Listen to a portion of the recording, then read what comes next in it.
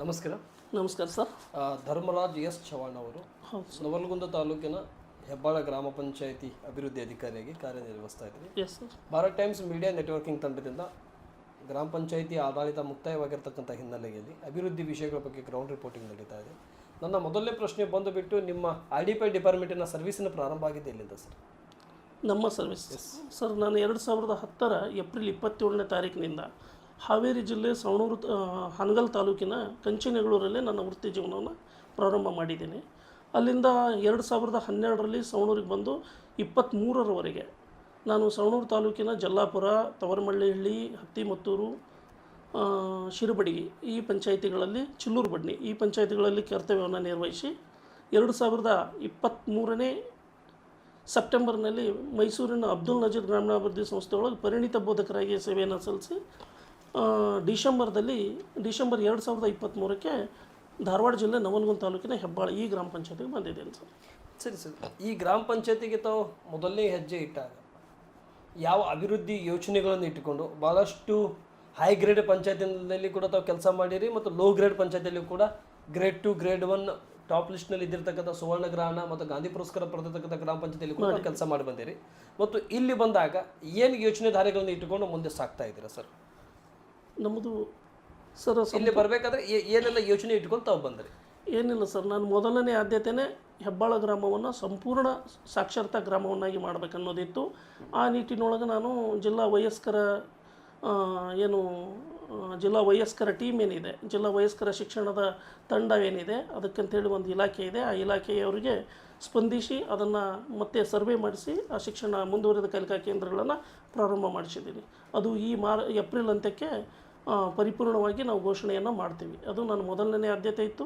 ಅದೇ ರೀತಿ ನಿಧಿ ಒಂದರಲ್ಲಿ ಸಂಪೂರ್ಣವಾಗಿ 100ಕ್ಕೆ ಏನು ಕರೆಂಟ್ ವರ್ಷ ಇದೆ, ಪ್ರಸಕ್ತ ವರ್ಷದ 100ಕ್ಕೆ 100ರಷ್ಟು ಕಳೆದ 2 ವರ್ಷದೊಳಗೂ ನಾವು ಸಾಧಿಸಿದ್ದೀವಿ ಟ್ಯಾಕ್ಸ್ ವಸೂಲಿಯನ್ನು. ಈ ವರ್ಷ ಸುಮಾರು 70ರಷ್ಟು ಇದುವರೆಗೆ ಸಾಧಿಸಿದ್ದೀವಿ. ಇನ್ನು 20 ದಿನದೊಳಗೆ ಇರ್ತಕ್ಕಂಥ 30%ಅನ್ನು ನಾವು ಸಾಧಿಸ್ತೀವಿ.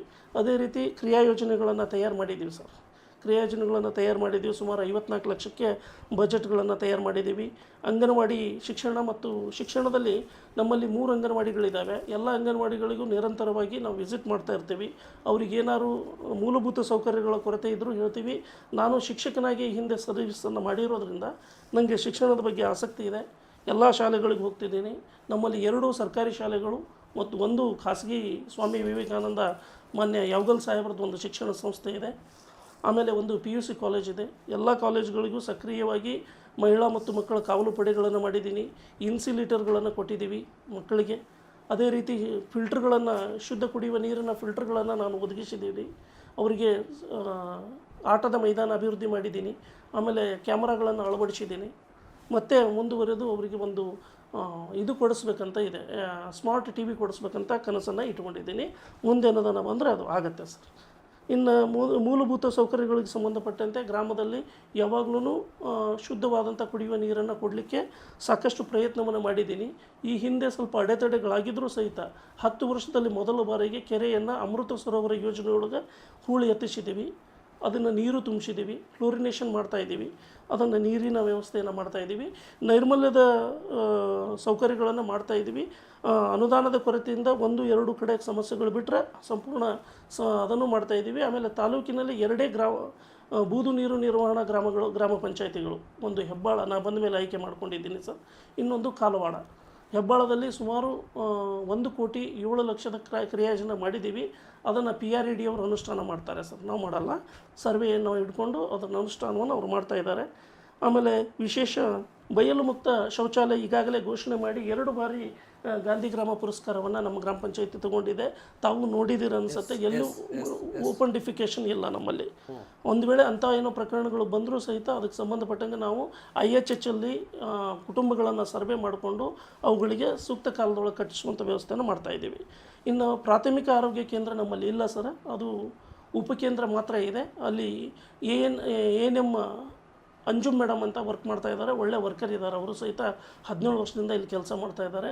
TB ಮುಕ್ತ ಗ್ರಾಮ ಆಗಿದೆ ನಮ್ಮದು. ಆಮೇಲೆ ಎಲ್ಲ ರೀತಿಯ ಪೋಲಿಯೋ ಲಸಿಕೆಗಳನ್ನು ಕಾಲಕ್ಕೆ ನಾವು ಜಾಗೃತಿಯನ್ನು ಮೂಡಿಸ್ತೀವಿ. ಅದಕ್ಕೆ ಸಂಬಂಧಪಟ್ಟಂಥ ಇದನ್ನು ಮಾಡ್ತೀವಿ. ಉಚಿತ ಕಣ್ಣಿನ ಚಿಕಿತ್ಸೆಗಳನ್ನು ಮಾಡಿಸ್ತೀವಿ. ಆಮೇಲೆ ಕಾಲಕ್ಕೆ ಇದನ್ನು ಮಾಡ್ತೀವಿ. ಇಲ್ಲಿ ವೈಯಕ್ತಿಕವಾಗಿ ಒಂದು ಖಾಸಗಿ ದವಾಖಾನೆ, ಚಿಕ್ಕುಂಬಿ ಡಾಕ್ಟರ್ ದವಾಖಾನೆ ಅಂತ ಇದೆ ಸರ್, ಭಾಳ ಫೇಮಸ್ ಇದೆ. ಎಲ್ಲ ಬೇರೆ ಬೇರೆ ಗಾಯಗಳಿಗೆ ಭಾಳ ಉತ್ತಮವಾದಂಥ ಹೆಸರನ್ನು ಮಾಡಿದ್ದಾರೆ. ಅವ್ರದ್ದು ಸಹಿತ ಸೇವೆಯನ್ನು ನಾವು ತಗೊಳ್ತಾ ಇದ್ದೀವಿ. ಅದೇ ರೀತಿ ನರೇಗಾ ಲೇಬರ್ ಕಾರ್ಡ್ ಸುಮಾರು 798 ಆ್ಯಕ್ಟಿವ್ ಲೇಬರ್ ಕಾರ್ಡ್ಗಳನ್ನು ನಾವು ಹೊಂದಿದ್ದೀವಿ ಸರ್. ಅದರಲ್ಲಿ 80% ನಾವು ಸಾಧನೆಯನ್ನು ಮಾಡಿದ್ದೀವಿ. ಆಮೇಲೆ ಯಾವುದೇ ಯಂತ್ರಗಳನ್ನು ನಾವು ಬಳಸೋದಿಲ್ಲ, ಅದಕ್ಕೆ ಆಸ್ಪದನೂ ಕೊಡೋದಿಲ್ಲ. ಎಲ್ಲ ರೀತಿಯ ಕೆಲಸಗಳನ್ನು ನಾವು ನರೇಗಾದಲ್ಲಿ ಎಲ್ಲ ಕಾಲುವೆಗಳನ್ನು ಹೂಳೆತ್ತೋದು, ಬಡ ಕೂಲಿ ಕಾರ್ಮಿಕರ ಕೆಲಸವನ್ನು ಕೊಡೋದು ಮಾಡ್ತಾಯಿದ್ದೀವಿ ಸರ್. ಅದೇ ರೀತಿ ಬೇರೆ ಬೇರೆ ಯೋಜನೆಗಳಲ್ಲಿ ತಮಗೆ ಮೊದಲೇ ಹೇಳ್ದಂಗೆ ಶಾಲೆ ಸಮತಟ್ಟು ಮೈದಾನ ಆಗಿರ್ಬೋದು, ಅವಶ್ಯಕತೆ ಇರುವಲ್ಲಿ CD ಆಗಿರ್ಬೋದು, ದನದೊಡ್ಡಿ ಆಗಿರ್ಬೋದು, ಕೃಷಿ ಹೊಂಡ ಆಗಿರ್ಬೋದು, ಈ ರೀತಿ ಕಾಮಗಾರಿಗಳನ್ನು ನಾವು ಗ್ರಾಮ ಸಭೆಯೊಳಗೆ ಆಯ್ಕೆ ಮಾಡಿಕೊಂಡು ಕ್ರಿಯಾಯೋಜನೆ ಮಾಡಿಕೊಂಡು ಅದನ್ನು ರನ್ ಮಾಡ್ತಾಯಿದ್ದೀವಿ. ಆಶ್ರಯ ಮನೆ ನಮ್ಮಲ್ಲಿ ಅತ್ಯಂತ ಕಡಿಮೆ ಇದಿರತಕ್ಕಂಥ ಬೇಡಿಕೆ ಇರತಕ್ಕಂಥದ್ದು. ಯಾಕಂದರೆ ಸರ್ಕಾರದ ಅನುದಾನ ಕಡಿಮೆ ಇದೆ ಅಂತ ಭಾಳ ಕಡಿಮೆ ಬೇಡಿಕೆ ಬರ್ತಾ ಇದೆ. ಆದಾಗ್ಯೂ ಕೂಡ ನಾವು ಕಳೆದ ಸಾಲಿನೊಳಗೆ 7 PMAY ಮನೆಗಳನ್ನು, 2 ಬಸವಸ್ತಿ ಮನೆಗಳನ್ನು, ಒಟ್ಟು 9 ಮನೆಗಳನ್ನು ಆಯ್ಕೆ ಮಾಡಿದ್ದೀವಿ. ಅದೇ ರೀತಿ 11 ಪ್ರಧಾನಮಂತ್ರಿ ಆವಾಸ್ ಯೋಜನೆ, ಅಂಬೇಡ್ಕರ್ ಮತ್ತು ಬಸವ ಸೇರಿ 9, PMAYದು ಒಂದು 11 ಮನೆಗಳನ್ನು ಮಾಡಿದ್ದೀವಿ ಸರ್. ಅವುಗಳಿಗೆ ಕಾಲಾನುಕ್ರಮವಾಗಿ ಅವರು ಯಾವ ರೀತಿ ಪ್ರಗತಿಯನ್ನು ಸಾಧಿಸ್ತಾರೆ ಆ ರೀತಿ ಅವರಿಗೆ ಪೇಮೆಂಟನ್ನು ವ್ಯವಸ್ಥೆ ಮಾಡ್ತಾಯಿದ್ದೀವಿ. ಕುಡಿಯುವ ನೀರಿನ ವ್ಯವಸ್ಥೆ ಈಗಾಗಲೇ ತಿಳಿಸಿರೋ ಹಾಗೆ 24/7 ಇದೆ, JJM ಇದೆ, ಯಾವುದೇ ರೀತಿಯ ತೊಂದರೆಗಳಿಲ್ಲ ಸರ್. ಆದಾಗ್ಯೂ ನಾವು ಮುಂಜಾಗ್ರತವಾಗಿ 2 ಬೋರ್ವೆಲ್ಗಳನ್ನು ಕೋರಿಸಿವಿ. ಅದಕ್ಕೆ ಸಂಬಂಧಪಟ್ಟಂಗೆ RWSನವ್ರಿಗೆ ಮಾತಾಡಿಕೊಂಡು ಮುಂದಿನ ದಿನದೊಳಗೆ ಅವಕ್ಕೆ ಮೋಟ್ರ್ ಮತ್ತು ಪಂಪ್ಗಳನ್ನು ತರಿಸೋ ವ್ಯವಸ್ಥೆಯನ್ನು ಮಾಡ್ತಾಯಿದ್ದೀವಿ ಸರ್. ಇನ್ನು 15ನೇ ಹಣಕಾಸು ಕ್ರಿಯಾ ಯೋಜನೆ ನಮಗೆ ಬಹಳ ಕಡಿಮೆ ಬರುತ್ತೆ ಸರ್. ಒಂದು 19 ಲಕ್ಷ ಟೋಟಲ್ ಬರುತ್ತೆ. ಅದರಲ್ಲಿ ನಾವು ಸ್ವಚ್ಛ ವಾಹಿನಿ, ಕಸ ವಿಲೇವಾರಿ, ಕಸ ವಿಲೇವಾರಿ ಘಟಕ ಮತ್ತು ಸ್ವಚ್ಛ ವಾಹಿನಿ ನಿರ್ವಹಣೆ ಸೇರಿ ಅವುಗಳನ್ನು ಸೇರಿ, ಜೊತೆಗೆ ಗ್ರಾಮ ಪಂಚಾಯಿತಿಯ ಆಡಳಿತ ಇವನ್ನು ಸೇರಿ ಉಳಿದಂತೆ ನಾವು ಪ್ರೋಗ್ರೆಸ್ಸನ್ನು SC ST TSP ಎಲ್ಲ ವರ್ಗಗಳನ್ನು ಸೇರಿಕೊಂಡು ಕಾಮಗಾರಿಗಳನ್ನು ಕ್ರಿಯಾಯೋಜನೆ ತಯಾರಿಯನ್ನು ಮಾಡಿ ಸಂಬಂಧಪಟ್ಟ ಪ್ರಾಧಿಕಾರದಿಂದ ಅನುಮೋದನೆ ಪಡೆದು ಅವುಗಳನ್ನು ಕಾರ್ಯನಿರ್ವಹಣೆ ಮಾಡ್ತಾಯಿದ್ದೀವಿ. ಅದು ಸಹಿತ 50% ಸಾಧನೆ ನಮ್ಮದಾಗಿದೆ. ಇನ್ನು ಇದಕ್ಕೆ ಸಂಬಂಧಪಟ್ಟಂಗೆ ನಾವು ಈಗಾಗಲೇ ಹೇಳಿದ ಹಾಗೆ ಸ್ಥಾಯಿ ಸಮಿತಿಗಳು ಮತ್ತು ಸಾಮಾನ್ಯ ಸಭೆಗಳನ್ನು ಮಾಡ್ತೀವಿ, ವಾರ್ಡ್ ಸಭೆಗಳನ್ನು ಮಾಡ್ತೀವಿ. ಅಲ್ಲಿ ಕಾಮಗಾರಿ ಗುಚ್ಛಗಳನ್ನು ತಗೋತೀವಿ. ಅಲ್ಲಿ ಸಂಬಂಧಪಟ್ಟ ಇಲಾಖೆಗಳ ಬಂದ ಅಹವಾಲುಗಳನ್ನು ಸ್ವೀಕಾರ ಮಾಡಿ ಅವುಗಳ ಸಹಿತ ಕ್ರಿಯಾಯೋಜನೆಗಳನ್ನು ಮಾಡ್ತಾಯಿದ್ದೀವಿ. ನಮ್ಮಲ್ಲಿ ಪ್ರತಿ ತಿಂಗಳಿಗೊಮ್ಮೆ ಸಾಮಾನ್ಯ ಸಭೆಯನ್ನು ಮಾಡ್ತಾಯಿದ್ದೀವಿ. ಈಗ ಕಮಿಟಿ ಮುಗಿದಿದ್ದ ಆಡಳಿತಾಧಿಕಾರಿಗಳು ಬಂದಿದ್ದಾರೆ, ಡೊಂಗಲ್ ರೆಡಿ ಆಯಿತು. ಈ ತಿಂಗಳದು ಸಾಮಾನ್ಯ ಸಭೆಯನ್ನು ಕರಿತಾ ಇದ್ದೀವಿ ಸದ್ಯದಲ್ಲಿ. ಇನ್ನು ಆಡಳಿತಾಧಿಕಾರಿ ಮತ್ತು ಈಗ ಜನಪ್ರತಿನಿಧಿಗಳ ಆಡಳಿತ ಮುಗಿದಿರೋದ್ರಿಂದ ಆಡಳಿತಾಧಿಕಾರಿಗಳಾಗಿ ಮಾನ್ಯ ಗಂಗಾಧರ್ ಕಟ್ಟಿ ಅಂಥೇಳಿ BCM ಹಿಂದುಳಿದ ವರ್ಗಗಳ ಕಲ್ಯಾಣಾಧಿಕಾರಿ ನಮ್ಮ ಆಡಳಿತಾಧಿಕಾರಿ ಅಂತ ಬಂದಿದ್ದಾರೆ ಸರ್. ಅವರು ಇಲಾಖೆಗೆ ಹೊಸಬರು, ಇಲ್ಲಿಯ ಒಂದು ಇದು ಆಡಳಿತ ಅವ್ರಿಗೆ ಸ್ವಲ್ಪ ಹೊಸದು. ಅವರ ಒಂದು ಜೊತೆ ಚರ್ಚೆ ಮಾಡಿಕೊಂಡು ಯಾವ ರೀತಿ ಗ್ರಾಮ ಪಂಚಾಯತಿ ರನ್ ಆಗ್ತದೆ ಅನ್ನೋದನ್ನು ನಾವು ಅವ್ರ ಜೊತೆ ಡಿಸ್ಕಸ್ ಮಾಡಿಕೊಂಡು ಅವರಿಗೆ ಗ್ರಾಮ ಪಂಚಾಯತಿ ಸಿಬ್ಬಂದಿಗಳ ವೇತನ ಇರುತ್ತೆ, ಆಮೇಲೆ ಮೂಲಭೂತ ಸರ್ವಿಸ್ಗಳನ್ನು ಕೊಡೋದು ಇರುತ್ತೆ, ಆಮೇಲೆ ಡೆವಲಪ್ಮೆಂಟ್ ಯೋಜನೆಗಳಲ್ಲಿ ಕಾಮಗಾರಿಗಳು ಮಾಡೋದು ಇರುತ್ತೆ. ಅವುಗಳಿಗೆ ಸಂಬಂಧಪಟ್ಟಂಗೆ ಕ್ರಿಯಾಯೋಜನೆಗಳು ಮಾಡ್ತೀವಿ. ಅದಕ್ಕೆ ಸಂಬಂಧಪಟ್ಟ ತಾಂತ್ರಿಕ ಮಂಜೂರಾತಿ, ಆಡಳಿತ ಮಂಜೂರಾತಿ ಇವನ್ನೆಲ್ಲವನ್ನು ಹೇಳಿಕೊಂಡು ನಾವು ಈಗ ಸದ್ಯಕ್ಕೆ ಬೇಸಿಗೆ ಇರೋದ್ರಿಂದ ಕುಡಿಯೋ ನೀರಿಗೆ ಭಾಳ ಮಹತ್ವವನ್ನು ಕೊಟ್ಟಿದ್ದೀವಿ ಸರ್. ಎಷ್ಟು ದಿವಸಕ್ಕೊಮ್ಮೆ ಭೇಟಿ ಮಾಡ್ತಾರೆ ಸರ್ ಆಡಳಿತಾಧಿಕಾರಿ? ವಾರದಲ್ಲಿ 2 ಸಲ ಬರ್ತಾರೆ ಸರ್. ಈಗ ಸದ್ಯ 1 ಸಲ ಬರ್ತಾ ಇದ್ದಾರೆ. ಮೊನ್ನೆ ನಾನು ರಿಕ್ವೆಸ್ಟ್ ಮಾಡಿಕೊಂಡು ಮಾರ್ಚ್ ಎಂಡ್ ಇದೆ, ಅವ್ರದ್ದು ಕೆಲಸದ ಇಲಾಖೆ ಒತ್ತಡ ಇದೆ ಅಂದಿದ್ದಾರೆ. ನೆಕ್ಸ್ಟ್ ಮಾರ್ಚ್ ಮುಗಿದ ನಂತರ ವಾರಕ್ಕೆ 2 ಸಲ ಬರಲಿಕ್ಕೆ ನಾನು ರಿಕ್ವೆಸ್ಟ್ ಮಾಡ್ಕೊಂಡಿದ್ದೆ. ಸರಿ ಸರ್. ಮಣ್ಣಿನ ರಸ್ತೆ ಅಂತ ಹೇಳಿದ್ರಿ, ನಮ್ಮಲ್ಲಿ ಒಂದು ಮಣ್ಣಿನ ರಸ್ತೆಯನ್ನು ಮಾನ್ಯ ಶಾಸಕರು ಮಾಡಿಸಿದ್ದಾರೆ. ಯಾವುದು ಅಂತಂದರೆ ನಮ್ಮ ಹಂಚಿನಾಳ ದಾರಿಯನ್ನು ಮಾಡಿಸಿದ್ದಾರೆ. ಅದಕ್ಕೆ ತಾವು ಹೇಳಿದ ಹಾಗೆ 2 ರೀತಿಯಲ್ಲಿ ಇದೆ ಬಟ್ ಚೆನ್ನಾಗಿದೆ, ವರ್ಕ್ ಮೊದಲಿಗಿಂತ ಬೆಟರ್ ಆಗಿದೆ. ಆಮೇಲೆ ನಾನು ಈ ಕಳೆದ ಗ್ರಾಮ ಪಂಚಾಯತಿಗಳಲ್ಲಿ ಹಾವೇರಿ ಜಿಲ್ಲೆಯ ಸುಮಾರು 6-7 ಪಂಚಾಯತಿ ಎಲ್ಲಿ ಸುಮಾರು 13 ವರ್ಷ ಸೇವೆಯನ್ನು ಸಲ್ಲಿಸಿದ್ದೀನಿ. ಇಲ್ಲಿ ಬಂದು 3ನೇ ವರ್ಷ ಮಾಡ್ತಾಯಿದ್ದೀನಿ. ನನಗೆ ಅಲ್ಲಿಗಿಂತಲೂ ಇಲ್ಲಿ ಜನ ಮತ್ತು ಸಿಬ್ಬಂದಿ ಸ್ವಲ್ಪ ಪರವಾಗಿಲ್ಲ ಅಂತ ಅನಿಸಿದ್ದಾರೆ, ಚೆನ್ನಾಗಿದ್ದಾರೆ ಅಂತ ಅನಿಸಿದ್ದಾರೆ, ಸ್ಪಂದಿಸ್ತಾರೆ, ಹೇಳಿದ್ರೆ ತಿಳ್ಕೊತಾರೆ. ಸರಿ, ಓಕೆ. ಇಷ್ಟೆಲ್ಲ ವಿಷಯಗಳನ್ನು ತಾವು ತಿಳಿಸಿದ್ರಿ. ಸರ್. ಈಗ ನಾನು ನಿಧಿ 1ರಲ್ಲಿ ಬರ್ತಾ ಇದ್ದೇನೆ. ಹಾಂ ಸರ್.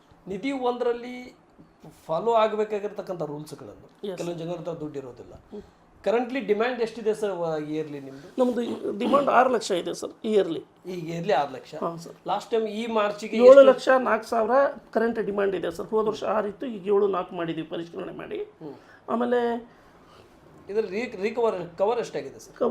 ಕವರ್ ಸರ್ 4,88,000 ಆಗಿದೆ. ಅದರಲ್ಲಿ ಪೆಂಡಿಂಗ್ ಇರೋದು 2 ಲಕ್ಷ ಚಿಲ್ಲರ. ಇಲ್ಲ ಸರ್, ಹಾಂ ಈ ವರ್ಷದ್ದು 2 ಲಕ್ಷಕ್ಕೆ ಕಡಿಮೆ ಇದೆ ಸರ್, ಇನ್ನು 1 ಪಾಯಿಂಟ್ ಸಮಥಿಂಗ್ ಇದೆ ಸರ್. ಸರಿ, ಈ ಕೆಲವೊಂದಿಷ್ಟು ಜನರು ನಿಧಿ ಒಂದರಲ್ಲಿ ಕಟ್ಟಬೇಕಾಗಿರ್ತಕ್ಕಂಥ ಹಿಂದೇಟಿಗಳನ್ನು ಹಾಕಿರ್ತಾರೆ. ಹೌದು ಸರ್. ಅವ್ರ ಹತ್ರ ಹಣಕಾಸು ಇರೋದಿಲ್ಲ, ತೊಂದರೆ ಇರುತ್ತೆ, ಬೆಳೆನೂ ಕೂಡ ಬರ್ತಾ ಇರಲ್ಲ. ಅಂಥ ಜನರ ಬಗ್ಗೆ ನಿಮ್ಮ ಕಾಳಜಿ, ನಿಮ್ಮ ಯೋಚನೆ ಏನಿದೆ ಸರ್? ಸರ್, ಅವರಿಗೆ ಸಂಪೂರ್ಣವಾಗಿ ಕಟ್ರಿ ಅಂತ ನಾವು ಒತ್ತಾಯ ಮಾಡ್ತೀವಿ. ಅದರ ನಿಮ್ಮ ದುಡಿಮೆ ಅರ್ಧ ಭಾಗ ಅವರಿಗೆ ನಾವೇನು ಮಾಡಿದ್ದೀವಿ, ನರೇಗಾದಲ್ಲಿ ಅವ್ರಿಗೆ ಜಾಬ್ ಕಾರ್ಡ್ ಕೊಟ್ಟು ಕೆಲಸ ಕೊಟ್ಟು ಅವ್ರಿಗೆ ಪೇಮೆಂಟ್ ಮಾಡಿದ ನಂತರ ಅದರಲ್ಲಿ ಕೆಲವು ಭಾಗ ಮಾತ್ರ ಕಟ್ರಿ ಅಂತ ಹೇಳ್ತೀವಿ. ಅದೊಂದು ದಾರಿಯನ್ನು ಹುಡ್ಕೊಂಡೇವ್ರಿ. ಸರಿ ಸರ್, ಕಮಿಟಿ ಮುಕ್ತಾಯವಾದಾಗ, ಸರ್, ಕಮಿಟಿ ಮುಕ್ತಾಯಕ್ಕಿಂತ ಮುಂಚೆ ಸಾಮಾನ್ಯ ಸಭೆ ಆಗಿರಲಿ, ಆಗಿದೆ ಸರ್, ವಾರ್ಡ್ ಸಭೆ ಆಗಿರಲಿ ಅಥವಾ GB ಸಭೆ ಆಗಿರಲಿ, ಈ ಸಭೆಯಲ್ಲಿ ಜನಸಾಮಾನ್ಯರಿಂದ ಬಂದಿರತಕ್ಕಂಥ ಮೂಲಭೂತ ಸೌಕರ್ಯಗಳ ಬಗ್ಗೆ ಬೇಡಿಕೆಗಳನ್ನು ಎಷ್ಟು ಬಂದಿದ್ದಾವೆ ಸರ್? ಬೇಡಿಕೆಗಳು ಸಾಮಾನ್ಯವಾಗಿ CD ಮತ್ತು ಈ ಗಟ್ರಿಗೆ ಸಂಬಂಧಪಟ್ಟಂಗೆ, ನೈರ್ಮಲ್ಯಕ್ಕೆ ಸಂಬಂಧಪಟ್ಟಂಗೆ ಬಂದಿದ್ದಾವೆ ಸರ್. ಅವುಗಳನ್ನು ನಾನು ಈಗಾಗಲೇ ಹೇಳಿದ ಹಾಗೆ ಗ್ರೇ ವಾಟರ್ ಮ್ಯಾನೇಜ್ಮೆಂಟ್ನಲ್ಲಿ ಮಾಡ್ಕೊಂಡಿದ್ದೀವಿ. ಸಣ್ಣ ಪುಟ್ಟ ಇದ್ದಿದ್ದನ್ನು ನಿಧಿ ಒಂದರಲ್ಲಿ ನಾವು ಖರ್ಚು ಹಾಕಿ ಆ ಕೆಲಸವನ್ನು ಮಾಡಿಸ್ತೀವಿ. 10,000 ಒಳಗಡೆ ಇಷ್ಟೆಲ್ಲ ಬೇಡಿಕೆಗಳನ್ನು ಬಂದಿರ್ತವೆ. ನಿಧಿ ಒಂದರಿಂದ ನೀವು ಮಾಡಬೇಕಾಗಿದೆ ಕೆಲಸ. ಅದೇ ಜನಸಾಮಾನ್ಯರಿಗೆ ನಿಧಿ ಬಗ್ಗೆ ಯಾಕೆ ನೀವು ಜಾಗೃತಿ ಮೂಡಿಸುವಂಥ ಕೆಲಸ ಮಾಡಿಸ್ತೀವಿ ಸರ್. ಅದಕ್ಕಾಗಿ ನಾವು ಡಿಸೆಂಬರ್ದಿಂದ ಫೆಬ್ರವರಿವರೆಗೆ ಕರ ವಸೂಲ ಮಾಸಾಚರಣೆ ಅಂತ ಮಾಡ್ತೀವಿ. ಆಮೇಲೆ ಯಾವುದಕ್ಕೂ ಫೋರ್ಸ್ ಮಾಡಲ್ಲ ಸರ್. ಈಗಾಗಲೇ ಹೇಳೋದ ಹಾಗೆ ನಿಮಗೆ ಅರ್ಧ ಕಟ್ರಿ, ಕಾಲು ಭಾಗ ಕಟ್ರಿ, ಆಮೇಲೆ ಅವರಿಗೆ ಡಿಸ್ಕೌಂಟ್ಗಳನ್ನು ಸಹಿತ ಕೊಡ್ತೀವಿ. 5%, 10% ಮಾರ್ಚ್ ಎಂಡಿಗೆ ಕಟ್ರಿ ಭಾಳ ಇದ್ದವ್ರಿಗೆ. ಹಂಗೆ ಮಾಡಿಕೊಂಡು ಮಾಡ್ತೀವಿ. ನಮ್ಮಲ್ಲಿ ಅಂಥ ಏನು ತೊಂದರೆಗಳಿಲ್ಲ ಸರ್. ತೀರಾ ಶಿಕ್ಷಣ ವಿಷಯದಲ್ಲಿ ಸರ್, ಹಾಂ ಸರ್, ಅಂಗನವಾಡಿ ಆಗಿರಲಿ, ಪ್ರಾಥಮಿಕ ಆರೋಗ್ಯಕ್ಕೆ ಇದು ಅಂಗನವಾಡಿ ಆಗಿರಲಿ, ಪ್ರೌಢ ಶಾಲೆ ಆಗಿರಲಿ, ಪ್ರಾಥಮಿಕ ಶಾಲೆ ಆಗಿರಲಿ, PUC ಆಗಿರಲಿ, ತಮ್ಮ ಗ್ರಾಮದಲ್ಲಿ ಇರೋದ್ರಿಂದ ಎಷ್ಟು ದಿವಸಕ್ಕೊಮ್ಮೆ ಭೇಟಿ ಮಾಡ್ತೀರಿ? ಅಲ್ಲಿಯ ಆಹಾರವನ್ನು ಕೊಡುವಂಥ ಉಪಹಾರವನ್ನು ಯಾವ ರೀತಿ ಸೇವನೆ ಮಾಡ್ತೀರಿ? ಸ್ಕೂಲಿಗೆ ಹೋಗಬೇಕಾದ್ರೆ ಅಲ್ಲಿಗೆ ಮೆಸೇಜ್ ಕೊಟ್ಟು ಹೋಗ್ತೀರಾ, ಅಚಾನಕ್ ಭೇಟಿ ಮಾಡ್ತೀರಿ ಸರ್? ಸಾಮಾನ್ಯವಾಗಿ ಅವರು ಕರೆದಾಗ ಹೋಗೋದು ಹೆಚ್ಚು ಸರ್. ನಾನು ರ್ಯಾಂಡಮ್ಲಿ ಆಕಸ್ಮಿಕವಾಗಿ ನಾವು ಆಗಾಗ ಭೇಟಿ ಕೊಡ್ತಿರ್ತೀವಿ. ಮತ್ತು ಎಲ್ಲ ರಾಷ್ಟ್ರೀಯ ಹಬ್ಬಗಳಲ್ಲಿ ಎಲ್ಲ ಮಕ್ಕಳನ್ನು ಕೂಡಿಸಿ ಸಾಂಸ್ಕೃತಿಕ ಕಾರ್ಯಕ್ರಮಗಳನ್ನು ಮಾಡಿಸ್ಲಿಕ್ಕೆ ನಾನು ಮೊದಲೇ ಶಿಕ್ಷಕರಿಗೆ ಹೇಳಿರ್ತೀನಿ. ಅವರಿಗೆ ಸಂಬಂಧಪಟ್ಟಂಗೆ ಬಹುಮಾನಗಳನ್ನು ನಾನು ಗ್ರಾಮ ಪಂಚಾಯತಿಯಿಂದ ಪ್ರೊವೈಡ್ ಮಾಡ್ತೀನಿ ಸರ್. ಆಮೇಲೆ ಅವರು ಮಕ್ಕಳ ಗ್ರಾಮ ಸಭೆ ಒಳಗೆ ಬಂದಿರತಕ್ಕಂಥ ಬೇಡಿಕೆಗಳನ್ನು ಸಾಮಾನ್ಯವಾಗಿ 80% ಈಗಾಗಲೇ ನಾನು ಪೂರ್ಣಗೊಳಿಸಿದ್ದೀನಿ. ಭೇಟಿ ಕೊಡ್ತಿರ್ತಾನೆ ಸರ್. ಸರಿ, ಓಕೆ. ಈ ಗ್ರಾಮದಲ್ಲಿ ತಮ್ಮ ಆಡಳಿತದಲ್ಲಿ ಇರುವವರಿಗೆ ಯಾವ ರೀತಿ ಈ ಗ್ರಾಮ ಮುಂದೆ ತಗೊಂಡು ಹೋಗ್ಬೇಕಂತ ಕನಸು ಕಾಣ್ತಾ ಇದ್ದೀರಿ? ಯಾಕಂದರೆ ಚಿಕ್ಕ ಗ್ರಾಮ, ನಿಧಿ ಒಂದರಲ್ಲಿ ಕೂಡ ಇರುವಂಥ ಗ್ರಾಮ ಚಿಕ್ಕದು, ಆದಾಯ ಇಲ್ಲ ಸರ್, ಆದಾಯ ಇಲ್ಲದಂಥ, ತೆರಿಗೆ ಇಲ್ಲದಂಥ ಗ್ರಾಮ. ಯಾವ ರೀತಿ ಡೆವಲಪ್ಮೆಂಟ್ಗೆ ಮುಂದೆ ಸಾಗಬೇಕಂತ ಅಂದ್ಕೊಡ್ರಿ? ಮತ್ತು ಆಡಳಿತ ಶಾಸಕರಾಗಿರ್ತಕ್ಕಂಥ ಶಾಸಕರ ಬೆಂಬಲ ಯಾವ ರೀತಿ ಸಿಗ್ತಾ ಇದೆ? ಜಿಲ್ಲಾ ಉಸ್ತುವಾರಿಯವರ ಸಪೋರ್ಟ್ ಯಾವ ರೀತಿ ಸಿಗ್ತಾ ಇದೆ ನಿಮಗೆ? ಜಿಲ್ಲಾ KDP ಆಗಿರಲಿ ಮತ್ತು ತಾಲೂಕು KDP ಆಗಿರಲಿ, ಆ KDPಗೆ ಹೋದಂಥ ಸಂದರ್ಭದಲ್ಲಿ ಯಾವ್ಯಾವ ಅಭಿವೃದ್ಧಿ ಬಗ್ಗೆ ನೀವು ಕರೆಂಟ್ಲಿ ಡಿಮ್ಯಾಂಡ್ ಇಡ್ತಾ ಇದ್ದೀರಿ? ಈಗ ಮಾನ್ಯ ಶಾಸಕರು ಮತ್ತು ಮಾನ್ಯ ಸಚಿವರು, ಉಸ್ತುವಾರಿ ಸಚಿವರು ನಮ್ಮನ್ನು ಮೀಟಿಂಗ್ ಕರೆದಾಗ ನಮ್ಮ ಸಾಮಾನ್ಯವಾಗಿ ಕುಡಿಯೋ ನೀರಿನ ಬೇಡಿಕೆ ಇತ್ತು. ಈಗಾಗಲೇ ಅದನ್ನು ಅವರು ಸುಮಾರು 20 ಲಕ್ಷ ಅಂದಾಜಿನೊಳಗೆ ದೊಡ್ಡ ಮೊತ್ತದೊಳಗೆ 10 ಎಕರೆ ಇದೆ ಸರ್ ನಮ್ಮ ಕುಡಿಯೋ ನೀರಿನ ಕೆರೆ. ಅದನ್ನು ಹೂಳೆತ್ತಿಸಿದ್ದಾರೆ. ಅಮೃತ ಸರೋವರ ಯೋಜನೆಯೊಳಗೆ ಹೂಳೆತ್ತಿಸಿದ್ದಾರೆ. ಅದೇ ರೀತಿ ನಾವು ಬೇರೆ ಬೇರೆ ಈಗ ಒಂದು ಮುಖ್ಯವಾಗಿ ನಮಗೆ ಮುಖ್ಯ ರಸ್ತೆ ಒಳಗೆ ಒಂದು ಚೂರು ಅಭಿವೃದ್ಧಿ ಸಹಾಯ ಬೇಕಾಗಿದೆ. ಅದನ್ನು ಸಹಿತ ಅವರಿಗೆ ಮೌಖಿಕವಾಗಿ ಪ್ರಸ್ತಾಪ ಇಟ್ಟಿದ್ದೀವಿ ಮೊನ್ನೆ ಬಂದಾಗ. ಅದನ್ನು ಲಿಖಿತವಾಗಿ ಅವ್ರಿಗೆ ತಿಳಿಸಿ ಅದರಿಂದ ನಮಗೆ ಸಾಮಾನ್ಯವಾಗಿ ಅವರಿಂದ ಸಹಕಾರ ಚೆನ್ನಾಗಿದೆ ಸರ್. ಏನೇ ತೊಂದರೆ ತೊಗೊಂಡು ಹೋದರೂ ಸಹಿತ ಸದ್ಯಕ್ಕಾಗಲಿಕ್ಕೂ ಮುಂದೆ ಮಾಡಿಕೊಡ್ತೀನಪ್ಪ ಅಂತ ಹೇಳ್ತಿದ್ದಾರೆ. ಆಗುವುದನ್ನು ಮಾಡಿಕೊಡ್ತಾ ಇದ್ದಾರೆ. ಸರಿ, ಓಕೆ. IDP ಡಿಪಾರ್ಟ್ಮೆಂಟಿಂದ ತಾಲೂಕು ಪಂಚಾಯತಿ ಆಗಿರಲಿ, ಜಿಲ್ಲಾ ಪಂಚಾಯತಿ ಆಗಿರಲಿ, ಬರಬೇಕಾಗಿರ್ತಕ್ಕಂಥ ಅನುದಾನ ವಿಷಯದಲ್ಲಿ ಆಗಿರಲಿ, ಮತ್ತು ನಿಮಗೆ ಕೊರತೆ ಆಗಿರ್ತಕ್ಕಂಥ ಈ 15ನೇ ಹಣಕಾಸು ಆಗಿರಲಿ ಮತ್ತು NRG ವಿಷಯದಲ್ಲಿ ಆಗಿರಲಿ, ಈ ವಿಷಯದ ಬಗ್ಗೆ ತಾಲೂಕು ಪಂಚಾಯತಿ, ಜಿಲ್ಲಾ ಪಂಚಾಯತಿಯಿಂದ ಯಾವ ರೀತಿ ನಿಮಗೆ ಬೆಂಬಲ ಸಿಗ್ತಾ ಇದೆ? ನೀವು ತೊಗೊಂಡು ಹೋಗಿರ್ತಕ್ಕಂಥ ಬೇಡಿಕೆಗಳನ್ನು ಯಾವ ರೀತಿ ಪೂರೈಕೆ ಆಗ್ತಾ ಇದ್ದಾವೆ? ಈಗ ನಮ್ಮ ರೆಗ್ಯುಲರ್ ಕ್ರಿಯಾಯೋಜನೆಗಳೇನಿದಾವೆ ಅದ್ರ ಪ್ರಕಾರ ನಾವು ಮಾಡ್ತಾ ಇದ್ದಾಗ ಅದಕ್ಕೇನು ಬೇಕು ಅನುದಾನಗಳನ್ನು ಬೇಕು ಕಾಲಕ್ಕೆ ಸರ್ಕಾರದಿಂದ ಬರ್ತಾ ಇದೆ. ಒಂದು ಸ್ವಲ್ಪ ದಿನದಿಂದ 15ನೇ ಹಣಕಾಸು ಯೋಜನೆದು ಒಂದು ಬಂದಿಲ್ಲ. ಅದು ಬಿಟ್ಟರೆ ಬೇರೆ ಏನೂ ಕೊರತೆ ಇಲ್ಲ. ಅಡಿಷ್ನಲ್ ಏನೇ ಕೆಲಸ ತೊಗೊಂಡು ಹೋದರೂ ಸಹಿತ ನಮಗೆ ತಾಲೂಕು ಪಂಚಾಯತಿ ಮತ್ತು ಜಿಲ್ಲಾ ಪಂಚಾಯತಿಯಿಂದ ಉತ್ತಮ ಬೆಂಬಲ ಬರ್ತಾ ಇದೆ. ಸರಿ, ಓಕೆ. ನಾನು ಸಮಾಜ ವಿಚಾರ ಮಾಡೋದ ಕೊನೆ ಹಂತಕ್ಕೆ ಬರ್ತಾ ಇದ್ದೀನಿ.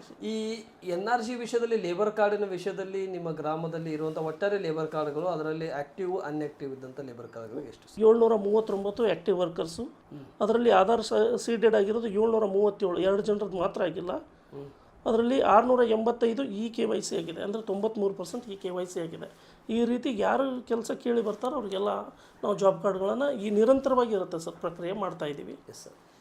ಈ KYC ಆಗ್ಲಾರಂಥ ಜಾಬ್ ಕಾರ್ಡ್ಸ್ಗಳನ್ನು ಮತ್ತೆ ಜಾಬ್ ಕಾರ್ಡ್ಸ್ ಮಾಡಿಸ್ಕೊಂಡು ಹಾಗೆ ಬಿಟ್ಟಿರ್ತಕ್ಕಂಥ ಜಾಬ್ ಕಾರ್ಡ್ಸ್ಗಳನ್ನು ಹ್ಞೂ ಸರ್ ಎಸ್ ಅವ್ರ ಬಗ್ಗೆ ಏನಾದ್ರು ಜಾಗೃತಿ ತಗೊಂಡ್ರ ಸರ್ ನೀವು ಬರ್ಲಿಲ್ಲ ಅಂದ್ರೆ ರದ್ದಾಗುತ್ತೆ ನೀವು ಹೇಳಿದ್ದೀವಿ ಅಂತ ಬಗ್ಗೆ ನಮ್ಮಲ್ಲಿ ಮೇಟ್ ಅಂತ ಇರ್ತಾರೆ ಸರ್ ಉದ್ಯೋಗ ಮಿತ್ರ ಅವ್ರ ಮೂಲಕ ಎಲ್ಲ ಮನೆಗೂ ಇಂಡಿವಿಜುವಲ್ ವಿಸಿಟ್ ಮಾಡಿಸಿ ಹೇಳಿಸಿದ್ದೀವಿ ಇರ್ಲಾರ್ದು ಪಟ್ಟಿ ಮಾಡಿದ್ದಾರೆ ಅವರು ವಲಸೆ ಹೋಗಿದ್ದಾರೆ ಒಂದು ಸುಮಾರು 27 ವಲಸೆ ಅಂತಲ್ಲ ಗ್ರಾಮದಲ್ಲಿಲ್ಲ 27 ಜನ ಅವರಿಗೂ ಸಹಿತ ನಾವು ಟ್ರ್ಯಾಕ್ ಮಾಡ್ತಾ ಇದ್ದೀವಿ ಕೆಲವಷ್ಟು ಉದ್ಯೋಗದಿಂದ ಹೊರಗಡೆ ಹೋಗಿದ್ದಾರೆ ಎಸ್ ಸರ್ ಟ್ರ್ಯಾಕ್ ಮಾಡ್ತಾ ಇದ್ದೀವಿ ಅವ್ರನ್ನ ಅವರು ಬಂದರೆ ಅವ್ರಿಗೂ ಕೊಡ್ತೀವಿ ಸರ್ ಎಸ್ ಓಕೆ ನನ್ನ ಕೊನೆ ಪ್ರಶ್ನೆ ಸಮಯದ ವಿಚಾರ ಮಾಡೋದ ಅದರಲ್ಲಿ ಕೂಡ ವಿಶೇಷವಾಗಿ ನಿಮಗೂ ಕೂಡ ಸ್ವಲ್ಪ ಈ ಕ್ಲೈಮೇಟ್ನಿಂದ ಆರೋಗ್ಯನೂ ಕೂಡ ಸರಿಯಾಗಿಲ್ಲ ಅದರ ಅಂಗವಾಗಿ ಈ ಸ್ವಚ್ಛತೆ ಬಗ್ಗೆ ಯಾವ ರೀತಿ ತಾವು ಜಾಗೃತಿ ತಗೊಂಡ್ರಿ ಪ್ರತಿಯೊಂದರ ಬಗ್ಗೆ ಕೂಡ ತಮ್ಮ ಗಮನ ಇತ್ತು ಮತ್ತು ಅದರ ಜೊತೆಯಲ್ಲಿ ಕೂಡ ಈ ಗ್ರಾಮದಲ್ಲಿ ಆರೋಗ್ಯ ಬಗ್ಗೆ ಅಥವಾ ಪ್ರೈವೇಟ್ ಡಾಕ್ಟರ್ಸ್ ಬಗ್ಗೆ ಮಾತಾಡ್ತಾ ಇದ್ರಿ ಅವ್ರಿಗೇನಾದರೂ ಗ್ರಾಮ ಪಂಚಾಯತಿಂದ ಜಾಗೃತಿ ಸಂದೇಶ ನೀಡಿದ್ರ ಸರ್ ನೀವು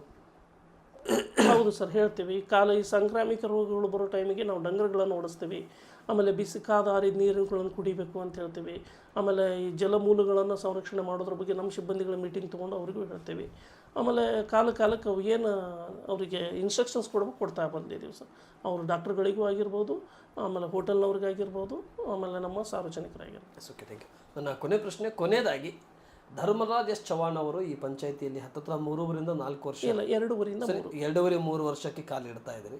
ಮುಂದಿನ ಕಮಿಟಿ ಬರುವವರಿಗೆ ಮುಂದಿನ ಕಮಿಟಿ ಜೊತೆಯಲ್ಲಿ ಯಾವ ರೀತಿ ಆಡಳಿತದಲ್ಲಿ ಮುಂದೆ ಸಾಗಬೇಕಂತೇಳಿ ಕನಸು ಕಾಣ್ತಾ ಇದ್ದೀರಿ ಅಥವಾ ಕಮಿಟಿ ಬಂದ ಮೊದಲನೇ ಮೀಟಿಂಗಿಗೆ ತಾವು ಟ್ರಾನ್ಸ್ಫರ್ನು ಕೂಡ ಆಗಬಹುದು ಇಲ್ಲ ಹೇಳಿ ಕೂಡ ಬರೋದಿಲ್ಲ ಅದು ಸರ್ಕಾರದ ಮೇಲೆ ಅವಲಂಬನೆ ಡಿಪೆಂಡ್ ಆಫ್ ಆಡಳಿತ ಮೇಲೆ ಇರುತ್ತೆ. ಇರುವವರಿಗೆ ಯಾವ ರೀತಿ ಆಡಳಿತ ಸುಭದ್ರವಾಗಿ ನೀಡಬೇಕಂತ ದಕ್ಷ ಆಡಳಿತ ಅಧಿಕಾರಿಯಾಗಿ ಯಾವ ರೀತಿ ಮುಂದೆ ಹೋಗ್ಬೇಕಂತ ಅನ್ಕೊತಾ ಇದ್ದಾರೆ ಸರ್ ಈಗಾಗಲೇ ಹೇಳಿದ ಹಾಗೆ ತಮಗೆ ನನಗೆ 100ಕ್ಕೆ 100 ಟ್ಯಾಕ್ಸ್ ವಸೂಲಿ ಹಾಕಬೇಕು ಅದರ ರೀತಿಯೊಳಗೆ ನಮ್ಮ ಸಿಬ್ಬಂದಿನೂ ಒಳ್ಳೆ ವರ್ಕ್ ಮಾಡ್ತಿದ್ದಾರೆ ಇನ್ನೂ ಚೂರು ಅವರಿಗೆ ವರ್ಕ್ ಮಾಡಲಿಕ್ಕೆ ನಾವು ಏನು ಸಹಕಾರ ಕೊಡ್ತೀವಿ ಮತ್ತು ಅವ್ರ ಕಡೆಯಿಂದ ಕೆಲಸ ತೊಗೋತೀವಿ. ಇನ್ನು ಎರಡನೇದಾಗಿ ಶಿಕ್ಷಣ ವ್ಯವಸ್ಥೆಯೊಳಗೆ ಸಾಕಷ್ಟು ಡ್ರಾಪ್ಔಟ್ಸ್ ಸ್ಟೂಡೆಂಟ್ಸ್ ಯಾರೂ ಇಲ್ಲ ಅದಕ್ಕೆ ಸಂಬಂಧಪಟ್ಟಂಗೆ ಸರ್ವೆಯನ್ನು ಮಾಡಿಸಿದ್ದೀವಿ ಡ್ರಾಪ್ಔಟ್ ಒಂದೂ ಇಲ್ಲ ನಮ್ಮೂರದು. ಇನ್ನು ಬೇರೆ ಬೇರೆ ರೀತಿ ಆಂದೋಲನಗಳನ್ನು ಬಾಲಕಾರ್ಮಿಕರಾಗಿರ್ಬೋದು ಬಾಲ್ಯ ವಿವಾಹಗಳಾಗಿರ್ಬೋದು ಅವಕ್ಕೆ ಸಹಿತ ಅವೇರ್ನೆಸ್ ಕಾರ್ಯಕ್ರಮಗಳನ್ನು ಮಾಡ್ತಾಯಿದ್ದೀವಿ. ಮೊನ್ನೆ ಬೇಟಿ ಬಚಾವ್ ಬೇಟಿ ಪಡೆಯೋ ಕಾರ್ಯಕ್ರಮ ಸ್ವಾಮಿ ವಿವೇಕಾನಂದ ಹೈಸ್ಕೂಲಲ್ಲಿ ಮಾಡಿದ್ದೀವಿ. ಈ ಮುಂದೆಯೂ ಸಹ ಅದೇ ರೀತಿಯೊಳಗೆ ನಾವು ಶಿಕ್ಷಣಕ್ಕೆ ಮತ್ತು ಸ್ವಚ್ಛತೆಗೆ ಆರೋಗ್ಯಕ್ಕೆ ಪ್ರಾಮುಖ್ಯತೆಯನ್ನು ಕೊಟ್ಟುಕೊಂಡು ಗ್ರಾಮ ಪಂಚಾಯಿತಿ ಸುಸ್ಥಿರ ಅಭಿವೃದ್ಧಿಯಾಗೋ ರೀತಿಯೊಳಗೆ ನಾವು ಈಗಾಗಲೇ ಪಲ್ಲಿ ವನಂ ಅಂಥೇಳಿ ತೆಲಂಗಾಣದ ರಾಜ್ಯದಲ್ಲಿ ಮಾಡಿರೋ ರೀತಿಯೊಳಗೆ ನಮ್ಮ ಕಮಿಟಿಗೆ ಬಂದಿಂದ ಅವ್ರಿಗೆ ಮನಸ್ಸು ಒಲಿಸಿ ಒಂದು 2 ಎಕರೆ ಆದ್ರೂ ನಾವು ಔಷಧಿ ವನ ಮಾಡಬೇಕಂತ ಕನಸುಗಳನ್ನು ಇಟ್ಕೊಂಡಿದ್ದೀವಿ. ಅದನ್ನು ಆಡಳಿತಾಧಿಕಾರಿಗಳಿದ್ದಾಗ ಮಾಡೋಕ್ಕೆ ಬರೋಲ್ಲ ಯಾಕಂತಂದರೆ ಗ್ರಾಮದ್ದು ಆಸ್ತಿ ಇರುತ್ತೆ ಅದು ಗ್ರಾಮದ ಜನಪ್ರತಿನಿಧಿಗಳು ಜನರಿಂದ ಚುನಾಯಿತರಾದವರು ಮಾಡಿದರೆ ಸೂಕ್ತ. ಆಮೇಲೆ ನಮ್ಮದು ಸಂಪೂರ್ಣ ಗ್ರಾಮ ಅಂತೇಳಿ ಸಹಿತ ಘೋಷಣೆ ಮಾಡ್ತೀವಿ ನೆಕ್ಸ್ಟ್ ಮಂತು. ಅದೇ ರೀತಿ ನಾವು ಗ್ರೇ ವಾಟರ್ ಬೂದು ನೀರು ನಿರ್ವಹಣೆ ಅರ್ಧ ಆಗಿದೆ ಕಾಮಗಾರಿ ಅದನ್ನು ಪೂರ್ಣಗೊಳಿಸ್ತೀವಿ ಸರ್. ಶೌಚಾಲಯ ಯಾರು ಕೋರಿ ಬರ್ತಾರೆ ಅವ್ರಿಗೆ ಶೌಚಾಲಯಗಳನ್ನು ಕೊಡ್ತೀವಿ. ಆಮೇಲೆ ಸರ್ವೆ ಮಾಡಿದ್ದೀವಿ PMAY ಮನೆಗಳದು ಅರ್ಹರು ನಮ್ಮಲ್ಲಿ ಸುಮಾರು 112ಕ್ಕಿಂತ ಹೆಚ್ಚಿಗೆ ಸೈಟ್ಲೆಸ್ ಮತ್ತು ಹೌಸ್ಲೆಸ್ ಫಲಾನುಭವಿಗಳು ಸಿಕ್ಕಿದ್ದಾರೆ. ಅವರಿಗೂ ಮುಂದಿನ ಇದರೊಳಗೆ ನಾವು ಫಲಾನುಭವಿಗಳಾಗಿ ಮಾಡಿ ಅವರಿಗೆ ಸರ್ಕಾರದ ಯೋಜನೆ ದೊರಕುವ ಹಾಗೆ ಮಾಡ್ತೀವಿ ಸರ್. Thank you. ತುಂಬ ಧನ್ಯವಾದಗಳು. ಇಷ್ಟೆಲ್ಲ ಕನಸುಗಳನ್ನು ಇಟ್ಕೊಂಡಿರಿ ಮುಂದೆ ಕೂಡ ಭಗವಂತ ನಿಮಗೆ ಇದೇ ರೀತಿ ಕನಸನ್ನು ಯಶಸ್ಸನ್ನು ಮಾಡಲಿಕ್ಕೆ ಆರೋಗ್ಯ ಆಯುಷನ್ನು ಕೊಡಲಿ ಮತ್ತು ಆದಷ್ಟು ಬೇಗ ಡೆವಲಪ್ಮೆಂಟ್ಗೆ ಮುಖ ಆಗಲಿಕ್ಕೆ ಕಮಿಟಿನೂ ಕೂಡ ಬರಲಿ ಆ ಕಮಿಟಿ ಕೂಡ ನಿಮ್ಮ ಜೊತೆ ಕೈ ಜೋಡಿಸ್ಲಿ ಅಂತ ಹೇಳ್ತಾ ಈ ಸಂದರ್ಶನ ಮುಗಿಸ್ತದೆ. ನಮಸ್ತೆ. ನಮಸ್ತೆ ಸರ್. ನಮಸ್ತೆ.